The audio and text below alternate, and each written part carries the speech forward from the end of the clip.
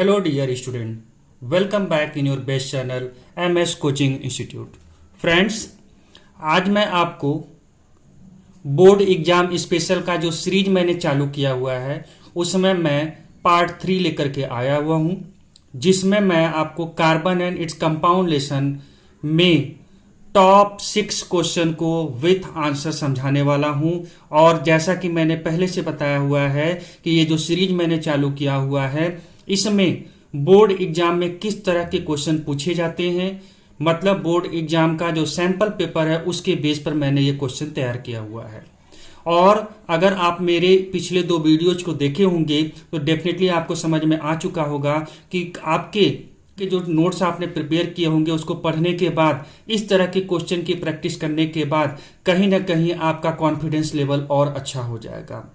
तो आइए आज मैं आपको टॉप 6 क्वेश्चन जो इस लेसन में बताने वाला हूं उसके बारे में 1 बाय 1 हम लोग स्टडी करते हैं। और हाँ दोस्तों, इसके पहले मैंने टॉप 5 क्वेश्चन 2 वीडियोज में बता दिए, मतलब 10 क्वेश्चन मैंने ऑलरेडी बता दिया है। और आज आपको 6 क्वेश्चन बताऊंगा। इस तरह से टोटल 16 क्वेश्चंस आपके इस लेसन से तैयार हो जाएंगे। और कहते हैं कि बूंद बूंद से सागर भरती है, तो इस तरह से आप भी थोड़ा थोड़ा करके 1 बाय 1 क्वेश्चन और आंसर की तैयारी मेरे इस वीडियो से करते जाइए। और कहीं ना कहीं जिस दिन आप एग्जाम देंगे उस दिन ही आपको समझ में आ जाएगा कि ये वीडियो देख करके आपको कितना फायदा हुआ। तो चलिए देर किस बात की, शुरू करते हैं। क्वेश्चन नंबर फर्स्ट यहां पर पूछा हुआ है, how will you prove that C4H8 and C5H10 are homologous. अब आपको पता है कि ये प्रूव करना है कि दोनों होमोलॉगस सीरीज में आते हैं। ये कैसे प्रूव करेंगे? तो आपको पता है कि ये होमोलॉगस सीरीज में आते हैं क्योंकि इनके बीच में डिफरेंस कितने का होना चाहिए?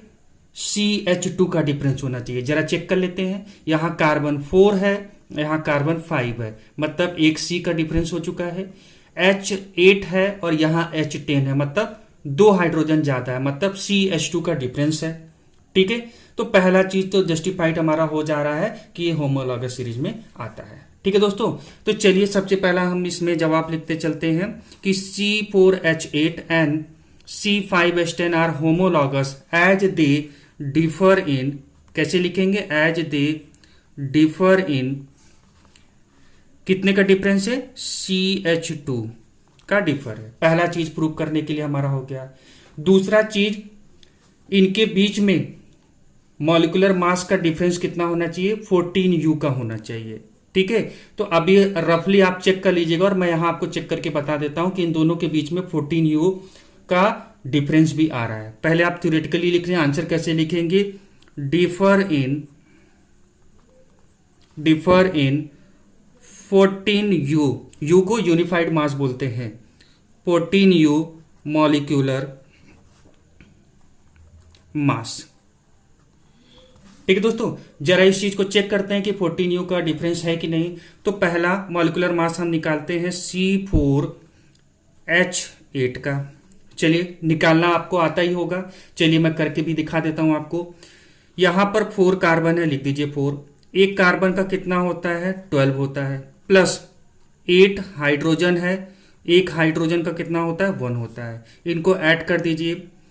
4 इंटू 12 कितना होता है? 4 इंटू 12 या 12 4 जा आप कर लीजिए डायरेक्ट, तो 48 हो जाएगा, प्लस 8 इंटू 1 8 ही होगा।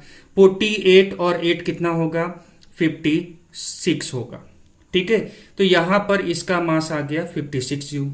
जरा नेक्स्ट वाले का देखते हैं, C5H10 का कितना आ रहा है? तो C5H10 5 कार्बन है, 1 कार्बन का 12U होता है, यहां पर 10 हाइड्रोजन है और यहां पर 1 होता है एक हाइड्रोजन का। 12 5 जा 60 प्लस 10 इंटू 1 करेंगे कितना होगा? 10 होगा। कितना आया? 70U आया। अब जरा दोनों के बीच का डिफरेंस निकाल लेते हैं। ठीक है, डिफरेंस किसके? मॉलिक्यूलर मास का। तो आप देखिए 70U है और यहां पर क्या है? 56U है। जरा डिफरेंस निकाल लीजिए, आप खुद करके देख लीजिए। यहां पर कैरी होगा 4 हो जाएगा, माइनस करने पर 14U का डिफरेंस आ रहा है। मतलब हमारा दूसरा प्रूफ भी क्लेरिफाई हो रहा है कि हाँ इन दोनों के बीच में 14U का डिफरेंस है। मतलब दूसरा क्लेरिफिकेशन मैंने प्रूफ के तौर पर दे दिया कि ये होमोलॉगस सीरीज में आएगा। ठीक है, इसके अलावा अगर आप चाहें जैसे 2 पॉइंट 2 नंबर का है तो आप 2 पॉइंट दे दीजिए। इसके अलावा एक पॉइंट और आप चेक कर लीजिए जो आपने पढ़ा हुआ है कि सेम जनरल फॉर्मूला होना चाहिए। सेम जनरल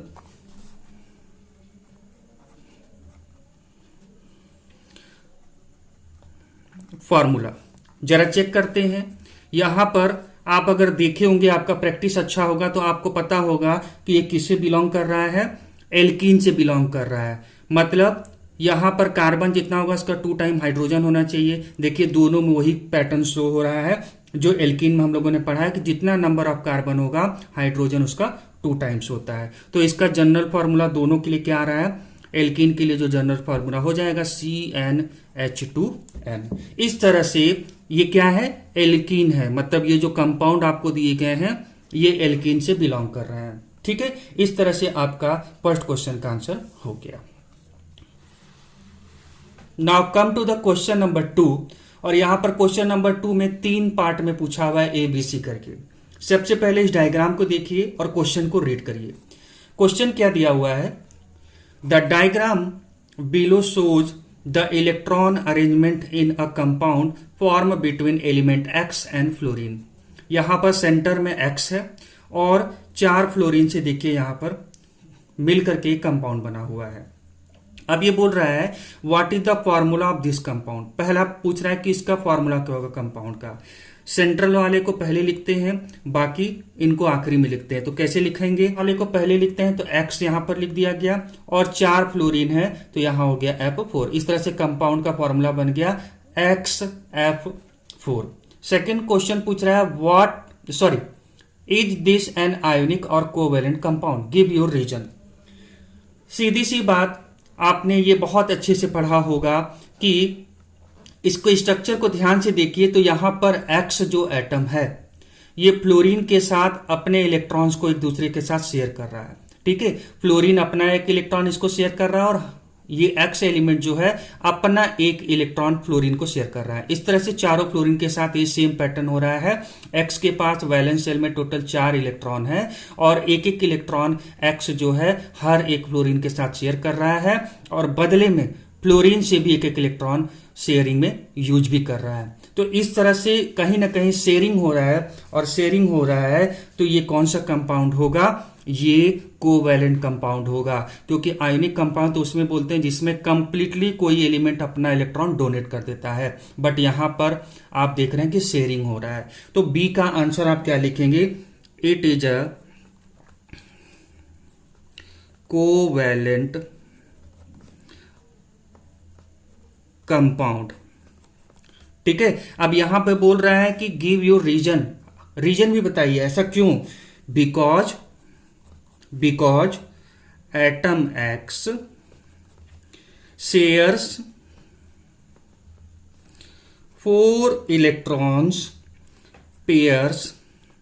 अब यहां पर 4 इलेक्ट्रॉन पेयर क्यों मैंने बोला, क्योंकि ये अपना इलेक्ट्रॉन इसको शेयर कर रहे हैं चारों को और ये फ्लोरीन भी अपना एक एक इलेक्ट्रॉन कर रहे हैं। तो यहां पर देखिए ये दोनों के बीच में इलेक्ट्रॉन पेयर्स हो रहा है, और टोटल कितने हो रहे हैं, 1 electron pair, 2 electron pair, 3 and 4। तो टोटल 4 इलेक्ट्रॉन पेयर इस X और फ्लोरीन के बीच में हो रहा है। इसीलिए मैंने कंबाइनली लिख दिया because atom X share 4 electron pairs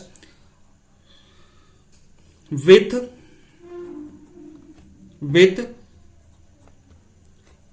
किसके साथ, 4 एटम्स ऑफ फ्लोरीन के साथ ये शेयरिंग इनका चल रहा है। ठीक है दोस्तों, इसको ऐसे भी आप लिख सकते हो because X element share its valence 4 electron with the 4 atom of the fluorine. इस तरह से भी आप लिख सकते हैं। ठीक है, और यहां पर जब ये शेयर कर रहा है तो टू फॉर्म द मॉलिक्यूल, और क्या बना रहा है, इस तरह से शेयरिंग करके बना रहा है टू फॉर्म द मॉलिक्यूल। इन दोनों के बीच में मॉलिक्यूल कौन सा बन रहा है, XF4 बन रहा है। और इसके बेस पर आप बोल सकते हैं sharing of electrons is a characteristic, मैं शॉर्ट में लिख रहा हूं ताकि जल्दी से आंसर हो जाए, आप पूरा लिख लीजिएगा। Characteristic of covalent compound. ठीक है दोस्तों, अब आते हैं यहां पर सी में पूछ रहा है in which group of the periodic table can you find element X. Element X के वैलेंस सेल में देखिए कितने इलेक्ट्रॉन्स हैं। ये रेड से जो इंडिकेशन हुआ है, ये एक्स एलिमेंट के वैलेंस सेल के इलेक्ट्रॉन की बात हो रही है। तो 1 2 3 4। तो अगर एक्स को मैं देखूं तो यहां पर जस्टिफाइड हो पा रहा है कि एक्स हैज 4 वैलेंस इलेक्ट्रॉन्स। ठीक है, और अगर आपने अभी पीरियोडिक टेबल वाला लेसन पढ़ लिया है तो आपको ग्रुप निकालना बड़े आराम से आता होगा। तो इसके हिसाब से क्या हो जाएगा, so it belongs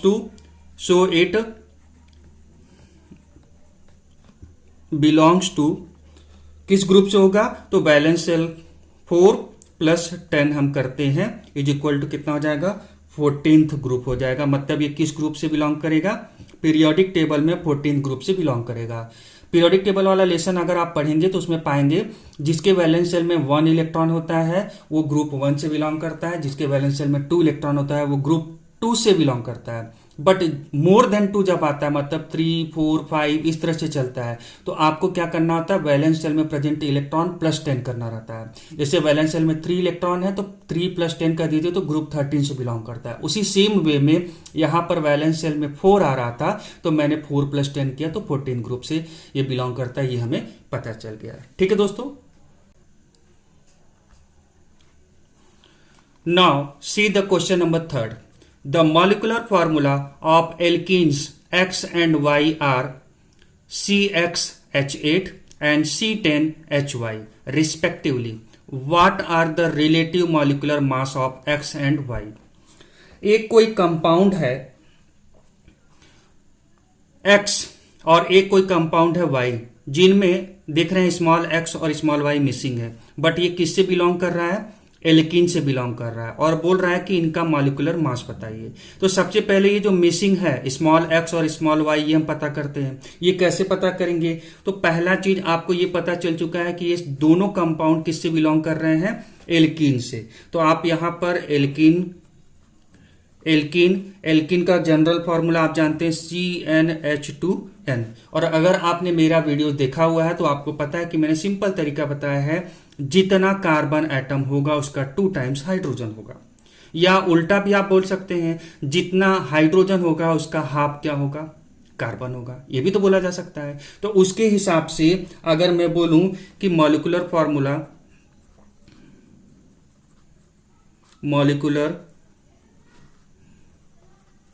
formula of x क्या होगा, तो मॉलिक्यूलर फॉर्मूला ऑफ एक्स हो जाएगा। अब इसके हिसाब से देखिए, अगर ये एल्कीन है तो जितना हाइड्रोजन उसका हाफ कार्बन होगा।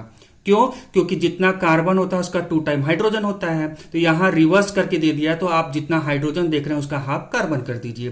तो अगर हाइड्रोजन 8 है तो कार्बन कितना हो जाएगा, 4 हो जाएगा, तो C4H8 बन गया। ऐसे सेम वे में मॉलिक्यूलर फॉर्मूला ऑफ वाई आपको फाइंड आउट करना है तो कितना होगा, C10 है और चूंकि एल्कीन से है तो सेम चीज होगा, कार्बन जितना उसका 2 टाइम्स हाइड्रोजन होगा, मतलब H कितना हो जाएगा, 20 हो जाएगा। तो मॉलिक्यूलर फॉर्मूला मिल गया। अब बोल रहा है कि इनका मॉलिक्यूलर मास X और Y का निकाल लीजिए। तो इनका मॉलिक्यूलर मास हम यहीं पर निकाल लेते हैं। मॉलिक्यूलर मास कितना होगा, तो आप देखिए कार्बन कितना है, 4 है, एक कार्बन का कितना 12U, उसके बाद 8 हाइड्रोजन है और एक हाइड्रोजन का 1 होता है। इसको जब आप करेंगे तो 12 4 कितना हो जाएगा, 12 4 48 हो जाएगा, 48 और प्लस यहां 8 × 1 करेंगे 8 होगा, तो इसका आ जाएगा 56U। ठीक है, इसका मॉलिक्यूलर मास आपको पता चल गया। सेम वे में वाई का निकाल लीजिए। टोटल कार्बन 10 और एक कार्बन का कितना होता है, 12 होता है, प्लस हाइड्रोजन कितना है, 20 है और एक हाइड्रोजन का 1 होता है। तो यहां पर 10 इंटू 12 करेंगे तो 120 होगा, प्लस 20 इंटू 1 करेंगे 20 होगा, तो आ जाएगा कितना 140 U। इस तरह से आपने इन दोनों का रिलेटिव मॉलिक्यूलर मास निकाल लिया, एक्स एंड वाई का। अब आते हैं यहां पर देखते हैं question number 4, define allotropes. Allotropes क्या होता है? एक थ्योरेटिकल चीज है जिसमें मैंने बताया हुआ कार्बन के एलोट्रॉप्स आपने पढ़ा है, जिसमें different form of an element, एक ही एलिमेंट के डिफरेंट फॉर्म्स होते हैं, having different physical properties and structure. उनके स्ट्रक्चर और फिजिकल प्रॉपर्टी भी अलग अलग देखेंगे, but their chemical properties are same. उनके केमिकल प्रॉपर्टी सेम होते हैं। इसी लेसन में आपने कार्बनेट कंपाउंड में कार्बन के एलोट्रॉप्स पढ़ा हुआ है, जिसके एग्जांपल्स में आप ग्रेफाइट, डायमंड और बकमिस्टर फुलरिन के बारे में पढ़ा हुआ है। ठीक है दोस्तों, तो ये आपसे आराम से बन जाएगा। पार्ट नंबर 2 में पूछ रहा है एन एलोट्रॉप ऑफ कार्बन। देखिएगा, बहुत ही जबरदस्त क्वेश्चन है और किस तरह से बोर्ड में क्वेश्चन को घुमा फिरा के पूछते हैं ये भी आपको आज एहसास हो जाएगा इस क्वेश्चन को पढ़ने के बाद। An allotrope of carbon has a molecular mass of 720, discuss its structure. अब देखिए, एक एलोट्रॉप है कार्बन का जिसका मॉलिक्यूलर मास आपको दिया हुआ है 720। ठीक है, अब किसका है? ये कार्बन का एलोट्रॉप है, तो बोल रहा है कि जरा इसके स्ट्रक्चर के बारे में बताइए। तो सबसे पहले ये तो पता चले कि ये है क्या। ठीक है, तो जरा हम number of atoms find out करते हैं, इससे आपको जवाब शायद जल्दी मिल जाएगा। तो पहला चीज, नंबर ऑफ एटम्स निकालने के लिए कि इसके मॉलिक्यूलर मास में कितने नंबर ऑफ कार्बन एटम्स होंगे, तो आपको पता है एटॉमिक मास ऑफ कार्बन कितना होता है? 12U होता है। ठीक है दोस्तों, अब आपको जो दिया गया है एलोट्रॉप्स, उसका मॉलिक्यूलर मास कितना दिया है? तो molecular mass of an allotrope of carbon दिया हुआ कितना? 720 दिया हुआ है। अब आप बताइए, आप number of carbon atom find out कर सकते हैं? डेफिनेटली आप कर सकते हैं। आइए करके मैं दिखा देता हूं। So number of carbon atoms is equal to given molecular mass upon एक कार्बन का कितना होता है? 12। आप करेंगे तो 12 6 जा 72 होता है, तो आप कैलकुलेट करेंगे तो 60 आएगा। अब शायद आपको समझ चुके होंगे कि C16 कार्बन के 60 एटम्स वाले C60 वाले कंपाउंड को हम क्या कहते हैं? जी हाँ दोस्तों, ये क्या है? ये कार्बन का एलोट्रॉप जो C60 है, इसी को हम क्या कहते हैं? बकमिस्टर और फुलरिन बोलते हैं। FULLERENE, बकमिस्टर फुलरिन बोलते हैं। ठीक है दोस्तों, और इसका स्ट्रक्चर कैसा होता है? एक सॉकर बॉल की तरह होता है। तो बोल रहा है इसके स्ट्रक्चर के बारे में बताइए, तो लिख दीजिए and its structure is similar to, किसकी तरह होता है? Similar to a soccer ball, SOCCER, soccer ball. इस तरह से आपका ये भी जवाब हो गया। क्वेश्चन नंबर 5 पढ़ते हैं। Which two of the following compound belong to the same homologous series. ये कुछ कंपाउंड दिए, 4 कंपाउंड में से बोल रहा कोई 2 कंपाउंड है जो सेम होमोलॉगस सीरीज से बिलोंग करते हैं। तो आपको पता है कि 2 members of A homologous series differ from each other by CH2 and having the same functional group. जरा ध्यान से यहां पर एक बार देख लीजिए और इसके बाद कंपेयर करिए। ये है CH4O, यहां पर है C2H6, O तो है नहीं, इसका मतलब ये तो होमोलॉगस सीरीज में नहीं हो सकता इसके सेम।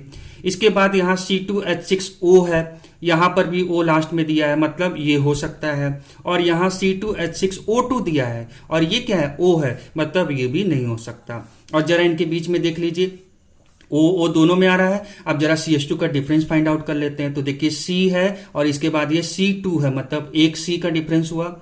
H4 है और यहां पर क्या है? H6 है, 2 हाइड्रोजन का डिफरेंस हुआ। तो इस तरह से ये दोनों एक दूसरे के होमोलॉगस सीरीज में 2 कंपाउंड आ जाएंगे। तो आपका आंसर क्या हो जाएगा? C2H6O और दूसरा क्या हो जाएगा? CH4 ओ। ठीक है दोस्तों, इस तरह से ये आपका जवाब हो गया। क्वेश्चन नंबर 6 में पूछा हुआ है, जो कि इस वीडियो का लास्ट क्वेश्चन है। The formula of A hydrocarbon, the formula of a hydrocarbon is CnH2n-2।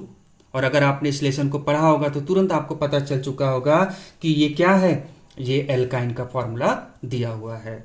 Name the family to which it belongs. जब आप तो ऑलरेडी जान चुके हैं किससे बिलोंग करता है, एल्काइन फैमिली से बिलोंग करता है। तो आप लिख दीजिए it belongs to alkyne, it belongs to alkyne family.